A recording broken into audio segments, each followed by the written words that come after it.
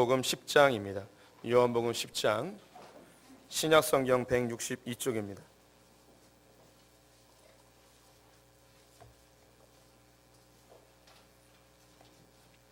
신약성경 162쪽 요한복음 10장 1절부터 6절의 말씀을 한 절씩 교독하시겠습니다. 요한복음 10장 1절부터 6절입니다.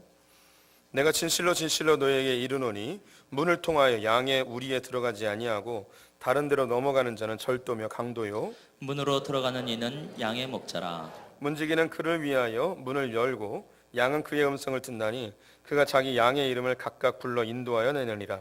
자기 영을 다 내어놓은 후에 앞서가면 양들이 그의 음성을 아는 고로 따라오되 타인의 음성을 알지 못하는 고로 타인을 따르지 아니하고 도리어 도망하느니라.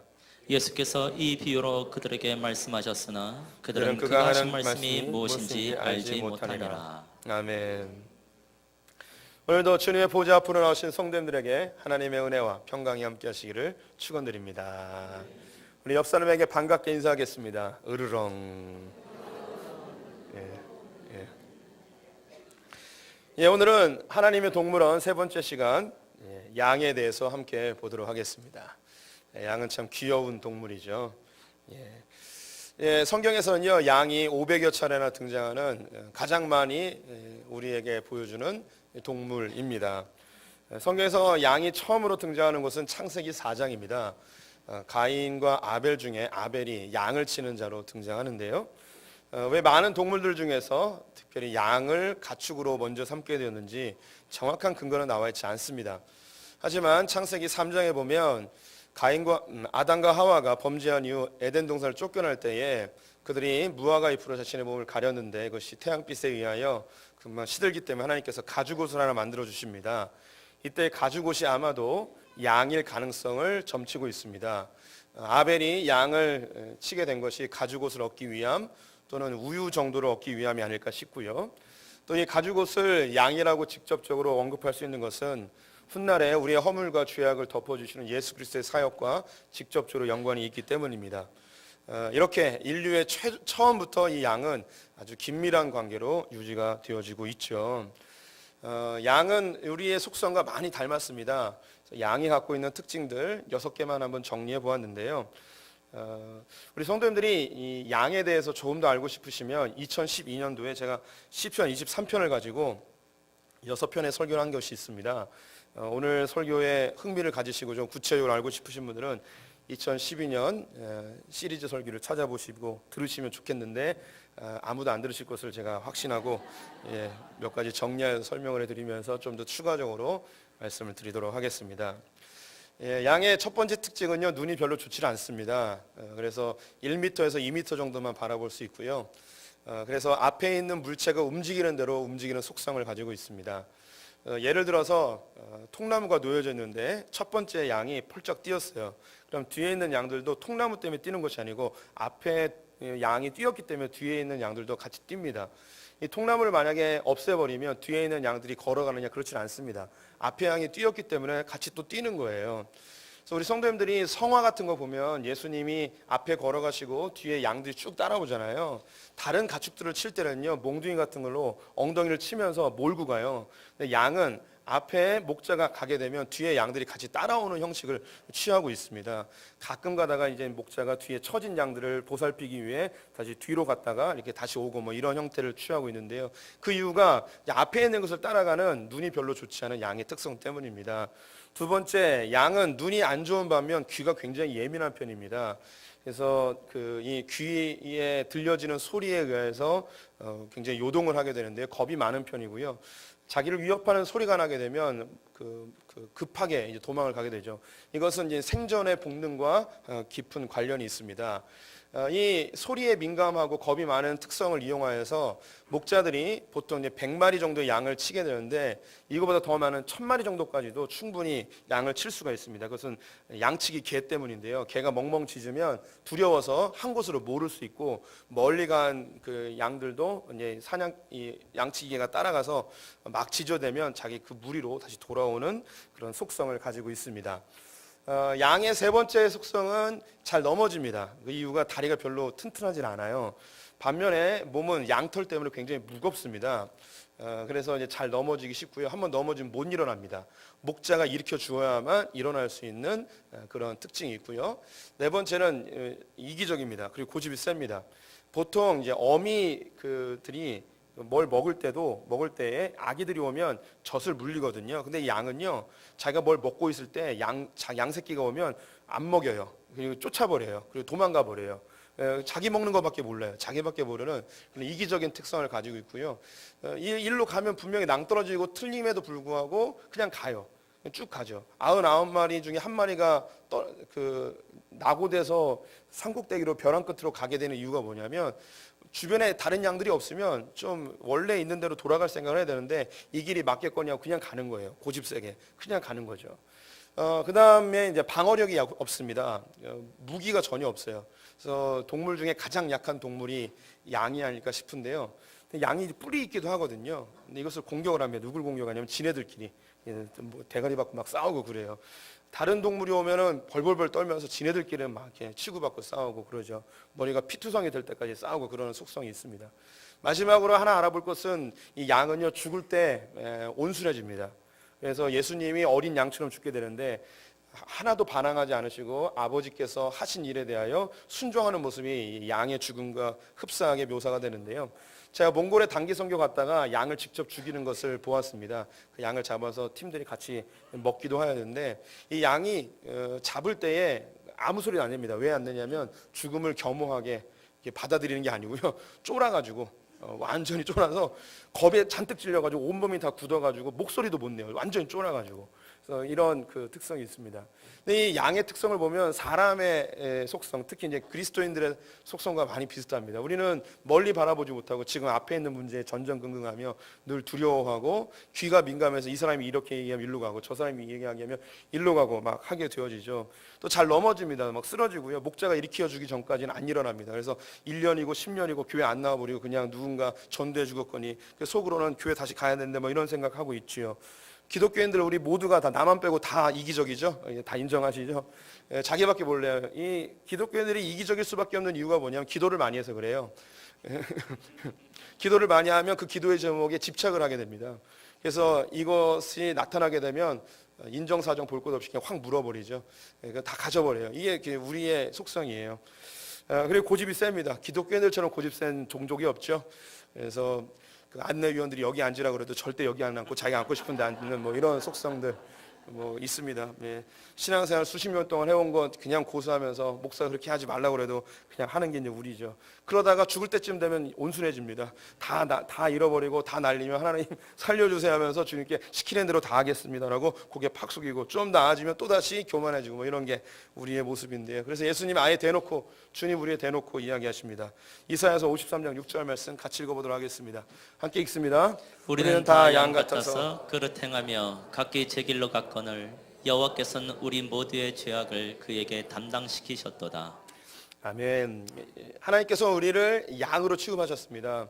근데 양의 가장 큰 특징이 각기 제 길로 갔다는 것입니다. 우리가 목자가 없게 되어지면 내 소견에 오른 대로 그릇 행하여 이 길이 죽는 길이고 벼랑 끝임에도 불구하고 이 길이 맞겠거니 생각해서 두려움에 벌벌 떨면서 글로 가는 것이죠. 사단이 가장 쉽게 이용하는 것이 뭐냐면 우리를 직접 해하지 아니하고 우는 사자처럼 우리에게 겁을 주는 거예요. 으르렁대면 우리 겁을 먹고 그냥 그 절벽으로 가는 거예요. 두려워서. 그 으르렁대는 소리 너머에 있는 하나님의 세계를 보지 못하고 그냥 겁을 먹고 이 시대의 풍조에 따라서 이렇게 휘청휘청 대다가 결국 다 멸망하는 게 양 같은 우리의 속성을 보여주고 있습니다. 그래서 이 양에게는요 절대적으로 목자가 필요합니다. 그래서 하나님과 우리 사이가 양과 목자의 사이임을 성경에서 곳곳에서 보여주고 있는데요. 가장 잘 보여주고 있는 것이 다윗의 시편인 시편 23편이라고 생각이 듭니다. 여호와는 나의 목자시니 내게 부족함이 없으리로다. 그가 나를 푸른 풀밭과 맑은 시냇가로 인도하시는도다. 다윗은 목자의 생활을 오랫동안 하였습니다. 그래서 양을 치면서 하나님의 성품과 목자의 하는 일이 너무 비슷한 것을 알게 됐고 사람의 성향과 양들의 속성이 비슷한 것을 깨달아 이 시편을 통하여 하나님 우리를 어떻게 돌보시는지 그리고 양 되어진 우리는 어떻게 하나님을 쫓아가야 될 것인지 잘 설명을 해주고 있죠. 세 가지 정도 함께 보기를 원하는데요. 첫 번째 시편 23편 3절 말씀 같이 한번 읽어보도록 하겠습니다. 함께 읽겠습니다. 내 영혼을 소생시키시고 자기 이름을 위하여 의의 길로 인도하시는도다. 하나님께서 우리를 인도하실 때, 즉 목자가 양들을 인도할 때에 푸른 초장과 맑은 물가로 인도하십니다. 그때 그 과정 속에서 하나님께서, 즉 목자가 하는 일이 양떼를, 우리의 영혼을 소생시키는 일을 하고 자기의 이름을 위하여 의의 길로 인도한다고 이야기합니다. 첫 번째, 우리의 영혼을 소생시키신다. 소생시킨다는 건 살려낸다는 뜻입니다. 죽어가고 있는데 이걸 다시 살려내는 것인데요. 양들의 특성 중에 잘 넘어진다고 말씀드렸습니다. 양들이 넘어지면 잘 일어나질 못해요. 이게 몸무게 때문에, 그리고 무게 중심이 그 위쪽에 있기 때문에 넘어지면 오뚜기처럼 혹은 거북이처럼 버둥버둥대다가 그냥 죽어가 버립니다. 이 양이 넘어져서 버둥대다가 매매매 하면서 힘을 쓰는데요. 이때에 양들은 두려움에 휩싸이게 되고, 그리고 내가 소리를 질러도 내가 일어나지 못하는 것 때문에 좌절감에 휩싸이게 됩니다. 그럼 이걸 완전히 삶을 놔버려요. 그래서 피가 혈액순환이 안 되면서 이 양 다리가, 사지가 마비가 되는 현상이 일어나고요. 또 한 가지는 양은 초식동물로 위가 4개가 있습니다. 첫 번째 위가 혹위라고 이야기하는데, 이 모든 초식동물들은 그 안에서 이제 발효작용이 일어나요. 그래서 여기서 트름이 나고 가스가 차거든요. 근데 이게 넘어지게 되면 이 가스가 이 배에서 고여버립니다. 그래서 죽게 되는 거거든요. 그래서 빨리 일으켜 세워줘야 돼요. 무더운 여름 같은 경우는 몇 시간 안에 죽을 수도 있고요. 서늘한 때에는 며칠 동안 버둥거리다가 죽기도 합니다. 그래서 목자가 그것을 발견하면 빨리 일으켜 세워줘야 되고요. 피가 혈액순환이 안 됐기 때문에 양을 가슴에 안고 양 다리를 주물러 줍니다. 혈액순환이 되도록. 그래서 예수님의 성화 중에서 그 뒤에 양들이 쭉 따라오고 예수님이 새끼 양 같은 거 하나 안고 있잖아요. 근데 이 안고 있는 게 예뻐서 안고 간다고 생각하시기보다는 얘가 넘어졌던 애인 거예요. 그래서 안고서 다리를 이렇게 주물러 주기 위하여 그러니까 안고 있는 거죠. 근데 주물러 준 후에 바로 놔둔다고 걷는 건 아닙니다. 우리도 잠자다가 혈액순환이 안 돼서 다리 저리고 그러면 바로 못 걷잖아요. 쩔뚝쩔뚝 대면서 코에 막 이렇게 묻힌 다음에 주무른 다음에 그 다음에 걸을 수 있잖아요. 그래서 이 양이 또 넘어지지 않기 위해서 이게 또 잡아주고 해야 되는 게 목자의 해야 될 일입니다. 이 또 넘어져 있는 이 양떼들을 또 공격하려 하는 이제 맹수들이 많이 있기 때문에 이 목자는 빨리 양들을 살펴보고 넘어진 양들을 일으켜 세워줘야죠. 왜 그러면 양떼들이 넘어지는가? 3가지의 이유 때문인데요. 첫 번째는 양들은 얘가 좀 게을러서요, 편안한 데를 좋아합니다. 그래서 몸이 무겁기 때문에 어디 기대는 걸 좋아해요. 그래서 움푹 파여 있는 데를 좋아합니다. 사진으로 보시면 이렇게 이제 움푹 파여 있는 곳에 몸을 기대고 있어요. 기대고 있다가 얘가 굴러버리는 거예요. 그러면 이제 못 일어나는 거죠. 그다음 두 번째가 털이 너무 많아서 몸무게가 너무 많이 나가는 경우에 이제 못 일어납니다. 넘어져요. 무게 중심을 잡지 못하는 거죠. 이 사진은 작년 9월달에 호주에서 발견된 몇 년 동안 잃어버렸다가 되찾은 양인데요. 예, 자기 몸무게의 보통 2~3배 정도 되는 얘는 4.5배까지 이렇게 늘어났어요. 이 털을 깎기 위해서 일반인은 못 깎고요. 호주 양털 깎기 대회 4위를 하신 분이 직접 와가지고 자기 처음으로 이렇게 큰 양털을 깎아본다고 하면서 깎았습니다. 이 양털로 양복을 몇 벌 만들 수 있냐면 20벌을 만들 수 있어요. 예, 이 양이 양복 20벌을 입고 있다고 생각해 보세요. 이거 보통 일이 아니겠죠. 양은요, 제가 개인적으로 생각할 때 양을 보면 진화론이 틀렸다고 저는 확신을 해요. 양만 봐도. 양은요, 진화될 수가 없어요. 왜냐하면 양은 털갈이를 하지 않습니다. 털이 계속 자라요. 그래서 털이 계속 자라게 되면 얘가 쓰러져서 죽게 돼요. 그러면 쓰러지면 죽는다고 그랬잖아요. 그리고 지금 발견된 양 같은 경우에는 털이 너무 많아서 배설작용을 하면 똥이 그 안에 고여버리는 거예요. 그래서 얘는 이제 곧 죽게 돼 있는데 정말 운 좋게도 발견이 된 것이죠. 양은 처음부터 태생부터 누군가가 양털을 깎아줘야만 생존이 가능한 거예요. 그런데 지금 전 세계에 양은 가장 약한 동물임에도 불구하고 개체수로 가장 많은 동물은 뭐냐면 양이에요. 예, 그 누군가 계속 털을 깎아주고 있기 때문인 거죠. 그래서 처음 양이 만들어질 때부터 지금까지 누가 깎아주고 있는 거예요. 즉 양과 사람은 같이 존재했던 거예요. 처음부터. 예, 저는 양만 봐도 진화론이 틀렸다고 확신을 해요. 이 양이 이렇게 털이 많게 되어지면 안고 일어나면서 흙이 묻게 되고 배설물도 쌓이게 되고 또 지나다니면서 가지나 풀들이 그 안에 다 끼인기면서 무게를 견디지 못하게 되어집니다. 세 번째 경우에는 몸이 비둔해지는 거예요. 살이 찌는 거죠. 목자들이 양이 비둔해지면 자꾸 넘어지니까요.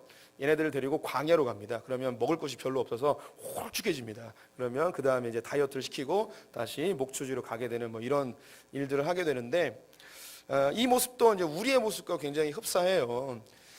우리가 편안한 거 좋아하다 보면 신앙이 죽어버리고요.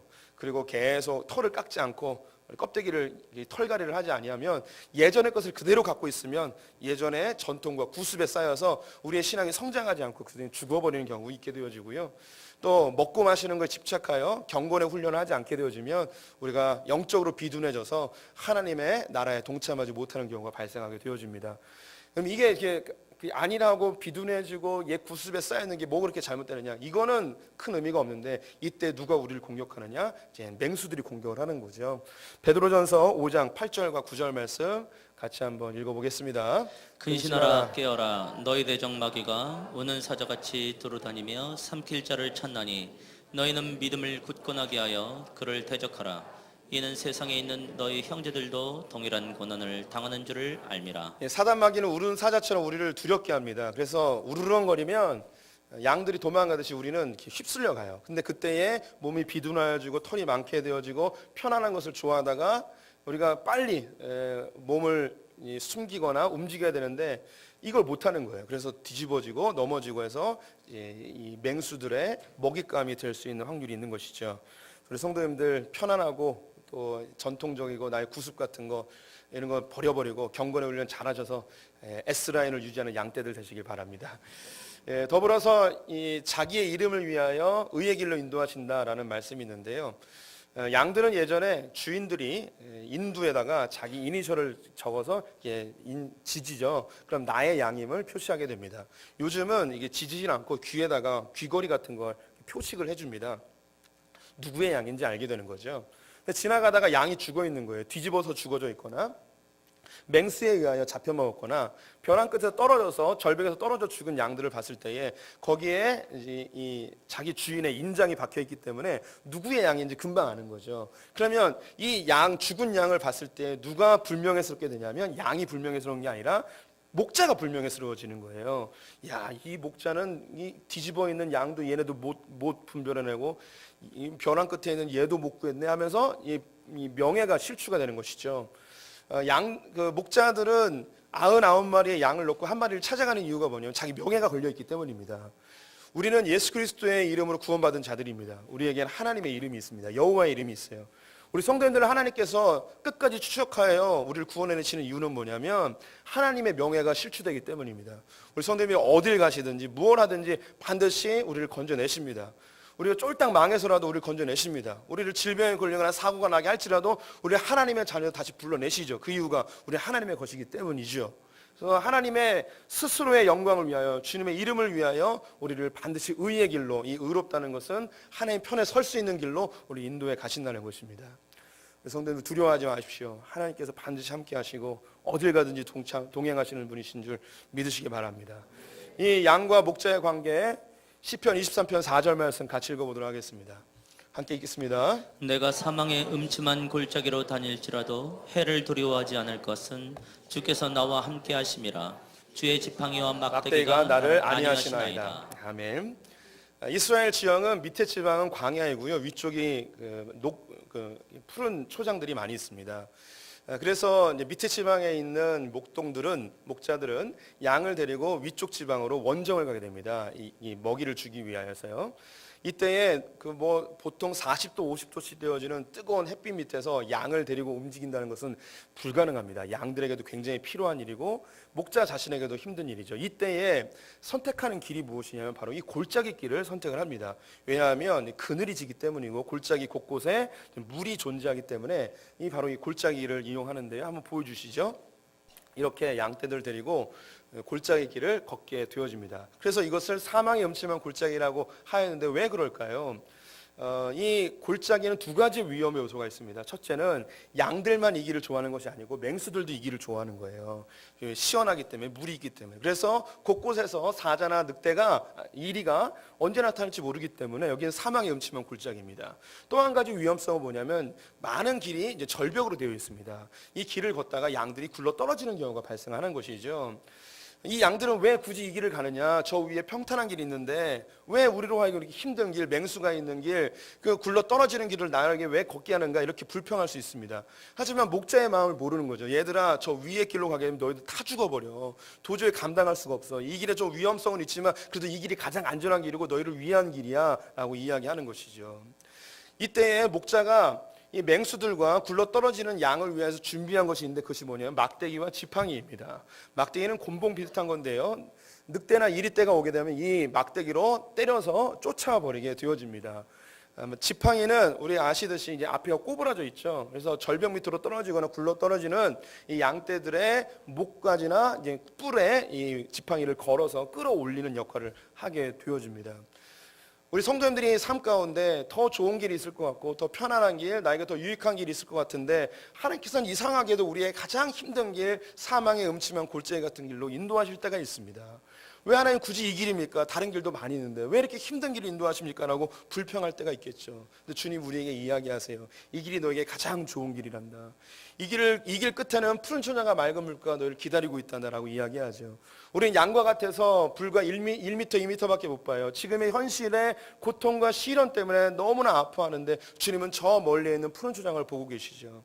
하지만 우리의 신앙의 여정 가운데 뒤를 돌아보게 되어지면 그 당시에는 너무 힘든 길이었지만 지금 돌아보니 이 길이 나에게 가장 좋은 길이었고 나를 성장시킨 길이었고 하나님께서 나와 친밀해질 수 있는 길이었음을 우리가 실제로 많이 경험하고 고백을 하게 되어지죠. 그래서 하나님을 사랑하는 자, 그 뜻대로 부르시고 입은 자들에게는 모든 것이 합력하게 되어지는, 합력하여 선이 되어지는 놀라운 은혜를 경험하게 되는 것입니다.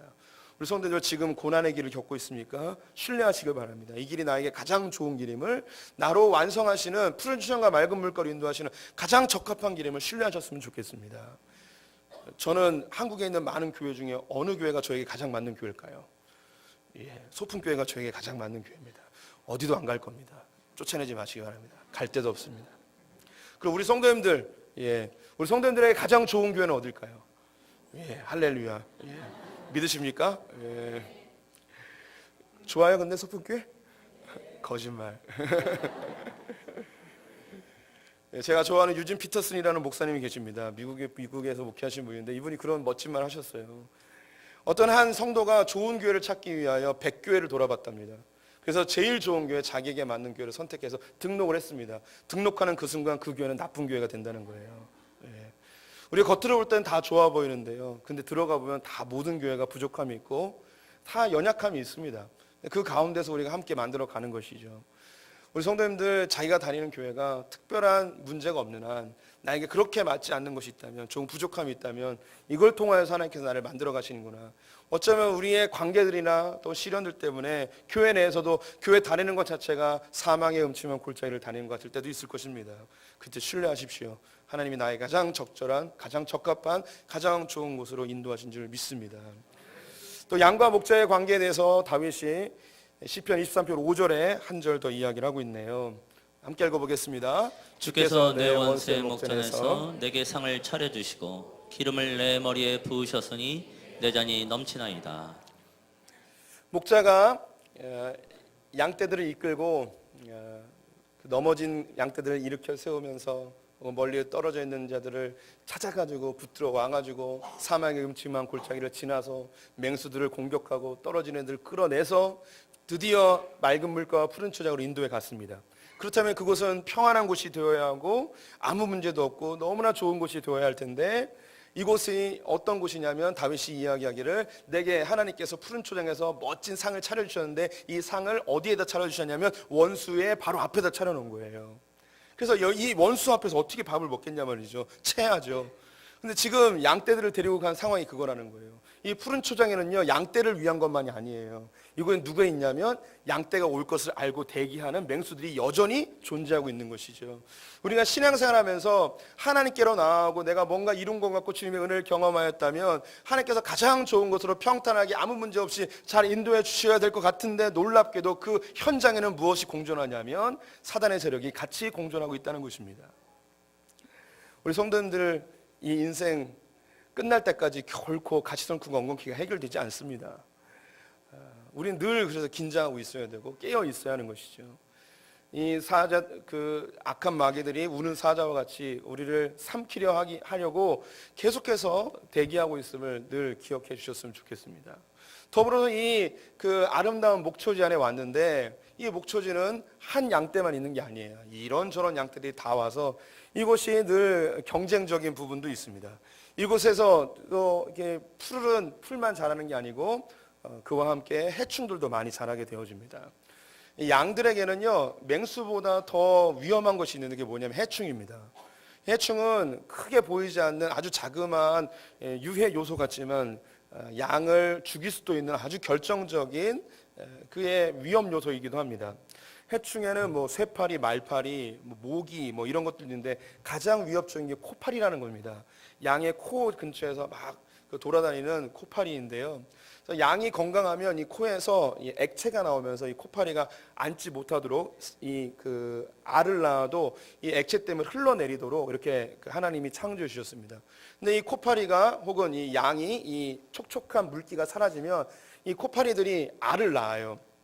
알이 부화가 되면 밖에서 부화하는 게 아니라 그 몸 속에서 부화를 합니다. 그래서 몸을 돌아다니다가 몸 밖으로 이 해충이 이 애벌레가 나오면서 모기가 되는데, 모기가 파리가 되는데 이 앞이 다 이렇게 헐어버리는 일이 발생합니다. 근데 이거보다 더 심각한 일이 뭐냐면 이 그 애벌레가 어디로 들어가냐면 뇌로 들어가는 경우가 있어요. 그럼 이 너무 큰 고통 때문에, 두통 때문에 이 양이 바위나 나무나 흙에다가 자기 머리를 막 들이받는 거예요. 애벌레가 몸에서 튀어나오는 사진도 보여드릴게요. 아침이지만 그래도 저렇게. 그러면 이게 다 그다음 소리 더 커지겠는데요. 막 이렇게 변하는 거예요. 막 군침을 다시는 분들 뭐예요 도대체? 이런 형태까지 이르게 되어집니다. 이런 걸 막기 위해서 뭐 해야 되냐면 기름을 부어야 되는 거예요. 기름을 부르는데 우리 뭐 무스 바르듯이 이렇게 멋지게 바른 게 아니고 그냥 들이붓는 거예요. 그러면 이 기름 때문에 해충들이 가까이 오지 못하는 그런 일이 발생하게 됩니다. 또 한 가지, 얘네들이 이제 전염병이 걸리게 되면 그들의 특이한 인사법이 있는데, 양들은 공동체 생활하면서 친하면 애정 표현을 머리를 이렇게 막 비벼요. 그러면 한 놈이 병에 걸리면 공동체 전체가 다 전염병에 걸리는 거예요. 그 기름을 바름으로 인해서 전염병이 예방되어집니다. 또 한 가지는 이 교미 처리되어지거나 새로운 무리들이 오게 되면 얘네들끼리 이제 그 우두머리 다툼을 하게 되어집니다. 그래서 한 그 암양을 차지하기 위해서 순양들끼리 결투를 하게 되는데, 얘네들이 겁은 많고 방어력은 없는데 지네들끼리 열심히 싸운다고 했잖아요. 다음 그림 보여주시면 머리에 피나도록 싸우는 거예요. 뭐 이렇게 싸워요. 그래서 이 기름을 바르게 되어지면 얘네가 미끌미끌하게 되는 거예요. 그러면 부딪힐 때 미끄러져 나가는 거죠. 이 양이 지금도 100만 원, 200만 원씩 하는데 예전에는 뭐 더 큰 가치가 있었습니다. 목자가 한 놈 열심히 키워놨는데 얘가 죽어버리면 엄청난 큰 경제적 손실이죠. 그래서 반드시 기름을 부어서 병충해와 그리고 파리들과 그리고 서로 다툼으로 인한 손실을 최소화해야 될 필요가 있습니다. 우리도 마찬가지인 것 같아요. 다른 공동체와 다르게 이 교회 공동체는 일주일에 한 번 이상씩 모여서 서로 친밀함을 갖고 있습니다. 푸른 초장에 하나님의 은혜 가운데 거하지만 우리 가운데 여전히 해충들이 있어요. 아픈 말들, 상처들, 그리고 찌르는 말들, 판단과 비판과 정죄들, 이런 것들이 늘 난무하다 보니까 이것이 우리의 몸속에 파고들게 되면 정말 미쳐버리는 거예요. 우리가 신앙생활을 포기하는 게 큰 시련이 아니라 사람의 한마디 때문에, 그리고 뭔가 내 마음의 섭섭함이 차오르게 되어지면 뭐 은혜고 뭐고 다 필요 없어요. 뭐 다른 사람은 다 좋다고 그래도 다 싫은 거예요. 교회 생활을 다 포기해 버리고 그러는 거죠. 그리고 성도들끼리 한마디 하는 게 이게 전염성이 높아가지고 한 소문이 뒤에 가면 엄청나게 큰 소문으로 이게 확대되는 것도 다 경험해 보셨을 것입니다. 또 성도들은 밖에 가서는 아무 소리 못하다가 교회 오면 막 들이받는 거죠. 막 네가 잘나네 내가 잘나네 하면서 실력 대결하고 우두머리 싸움하고 막 이런 게 교회 안에 있죠. 괜찮아요. 다 우린 양이니까. 뭐 하나님이 달려주셨기 때문에 뭐 이렇게 크게 놀랄 것도 없고 그냥 정상적인 거예요. 그게 교회 안에서. 그런데 여기에서 중요한 게 뭐냐? 사랑을 받지 않고 해함을 받지 않기 위해서는 뭐가 필요하냐? 기름 부음이 필요한 거예요. 그럼 기름 부음이 뭘까요? 이미 다 아시죠? 성령의 충만함입니다. 그래서 이 기독교인들은요, 그리스도인들은 성령의 충만을 받지 않냐면 교회 공동체 안에서, 즉 푸른 초장과 맑은 물가에서 뒤져버리는 거예요. 우리가 종교적인 신앙생활을 하게 되어지면 그냥 상처받고 내가 상처 안 받으려면 다른 놈을 밟아 죽이든지 욕을 하든지 어떻게 갈기하게 찢어 죽여야 되는 이런 상황이 돼버리는 거란 말이죠. 그래서 우리 성도님들은 성령 충만을 반드시 받아야 돼요. 지금 우리 성도님들 신앙생활하면서 교회에 불만이 생겼습니까? 지체들 간에 갈등이 생겼습니까? 내가 하나님께 큰 그 서운함이 생기셨습니까? 그럼 점검해 보십시오. 내 안에 성령 충만이 있는가? 성령 충만이 생기면 두 가지 현상이 나타납니다. 비판이 사라집니다. 정죄가 사라져요. 감사만 있는 거예요. 그 다음에 기대감이 사라집니다. 기대감이 없다는 게 뭐냐면 그냥 은혜에 감사해서 주님께 반응하는 거예요. 기대는 하나님을 거래하는 거죠. 내가 열심히 하면 뭔가 주실 것처럼. 교회 봉사도 마찬가지예요. 성령 충만함이 없으면 교회 봉사할 때 내가 한 거 누가 알아주길 바라고 인정받길 바라는 마음이 자동적으로 생겨요. 근데 성령 충만하면 이런 게 생기지 않아요. 그냥 내가 은혜 받은 대로 하는 거죠. 누가 알아주든 관계없어요. 이미 받은 것이 많기 때문에 흘려보내는 것 뿐이죠. 그래서 마음에 서운함이나 상처나 비판과 정죄감이 있는 분들은 점검해 보셔야 돼요. 왜냐? 내가 살아야 되니까. 푸른 초장과 맑은 물가인데 나만 서운하고 나만 열받고 왜 나만 죽어가냔 말이죠. 내 안에 교묘하게 들어온 이 해충들이 나를 갉아먹고 있다는 사실을 기억하셔야 하는 것입니다. 에베소서 4장 2절과 3절 말씀 같이 읽어보도록 하겠습니다. 모든 겸손과 온유로 하고 오래 참음으로 사랑 가운데서 서로 용납하고 평안에 매는 줄로 성령이 하나 되게 하신 것을 힘써 지키라. 푸른 초장임에도 불구하고 맹수들은 여전히 있고요. 그다음에 우리를 해하는 해충들과 또 갈등들은 여전히 있습니다. 성령의 충만함 받으셔서 하나님께서 주시는 이 생명력과 풍성한 삶을 누렸으면 좋겠습니다. 이 양들은요 거의 대부분 부정적인 이야기들 뿐인데 한 가지 제일 잘하는 게 있어요. 뭐냐면 목자의 음성을 알아듣는 능력이 있습니다. 오늘 읽었던 10장 요한복음 10장에서는요 오늘 그 양과 목자의 관계 속에서 가장 중요한 두 가지의 의미를 여기서 이야기하고 있어요. 첫 번째는 뭐냐면 늘 양들을 훔쳐가려 하는 강도가 있다는 거예요. 즉 악한 짐승들이 있다는 거예요. 늘 있다는 거예요. 뭐 지구의 우리에 있을 때든 사망의 음침한 골짜기를 거닐 때든 푸른 초장에 갈 때든 언제나 어디서나 늘 이 양들을 잡으려 하는 악한 자들, 강도나 맹수들이 늘 존재하고 있다는 거죠. 그래서 우리의 신앙생활에 한시도 긴장을 소홀히 해서는 안 된다는 거예요. 게을리해서는 안 된다는 거죠. 두 번째, 그렇기 때문에 우리는 연약하기 때문에 이 양들은 반드시 목자가 필요하다는 것입니다. 이 목자를 따라서 목자의 음성에 귀 기울이고 목자가 인도하는 대로 가야만 푸른 초장과 맑은 물가를 경험할 수 있다는 것이죠. 요한복음 10장 27절 말씀을 같이 읽어보도록 하겠습니다. 내 양은 내 음성을 들으며 나는 그들을 알며 그들은 나를 따르느니라. 아멘. 양은 목자의 음성을 안다고 합니다. 그리고 목자도 그들을 안다고 합니다. 그래서 그 음성을 듣고 따라가는 것이죠. 정말 양들은 목자의 음성을 분별해낼 수 있을까요? 예, 어떤 사람들이 실험을 했네요. 영상으로 보겠습니다.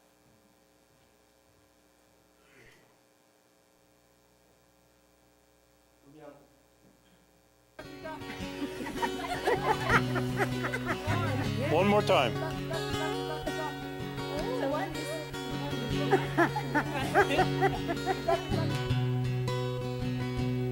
조명 좀 내려주세요.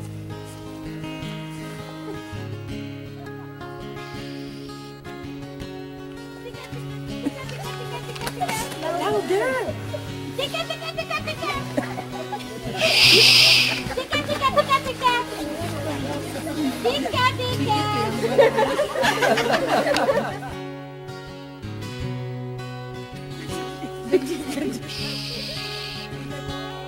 Tika, tika, tika, tika!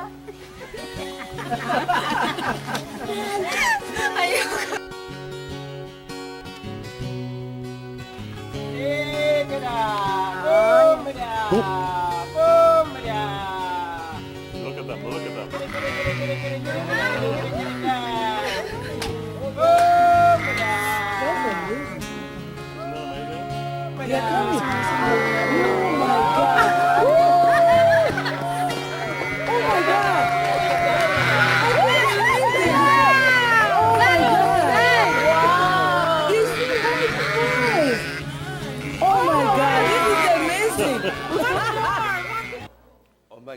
It's amazing.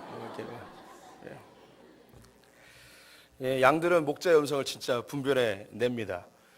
우리 안에 나의 생각들 또 세상의 많은 풍조들 여러 가지 음성들이 들립니다. 근데 진짜 양들은 목자의 음성을 분별해 낸다는 것이죠. 우리 성도님들 하나님의 음성에 귀 기울이는 분들 되셨으면 좋겠습니다. 가장 명확한 성경 말씀을 주의하여 보시고 또 일반 계시 속에서 하나님의 질서를 발견하시며 더불어 우리가 개인적인 기도의 시간을 통해서 하나님의 음성을 들으며 하나님께서 우리 인도하시는 것을 경험해 보셨으면 좋겠습니다. 양은 다 못합니다. 근데 한 가지 잘합니다. 목자의 음성을 분별하는 것이죠. 우리 성도님들에게 하나님께서는 능력을 기대하시는 게 아닙니다. 뭐 특별한 재능을 기대하는 게 아니고 한 가지 하나님의 음성을 잘 듣는 것, 주의 말씀을 쫓아 따라가는 것, 이걸 기대하고 계시니까요. 좋은 양들, 하나님의 풍성함을 맛보는 양들 되시기를 축원드립니다. 기도하겠습니다. 하나님, 우리는 다 양 같아서 자기 소견에 오른 대로 그릇 행하여 제 갈 길로 가는 자들입니다. 이런 우리들을 당신의 이름을 위하여 한 명씩 한 명씩 구원해 내셔서 사망의 음침한 골짜기를 다닐지라도 지팡이와 막대기로 우리를 보호하시며 결국은 푸른 초장과 맑은 물가로 인도하시는 하나님임을 신뢰합니다. 우리가 다른 것에 귀 기울이지 않고 오직 주님의 음성에만 귀 기울이는 자들 되게 하여 주시며 하나님, 우리가 푸른 초장에서도 악한 자들이 우리를 헤아려 하고 나쁜 것들이 우리를 침입하는 것을 알게 됩니다. 성령의 충만함을 더 구하게 하여 주시옵소서. 한 사람 한 사람 머리 위에 주의 기름을 부으셔서 우리가 해함을 받지 아니하고 주님의 놀라운 풍성함을 맛보는 자들 다 되게 하여 주시옵소서.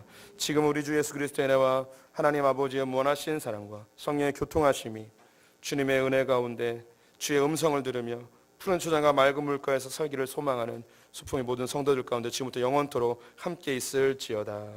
아멘.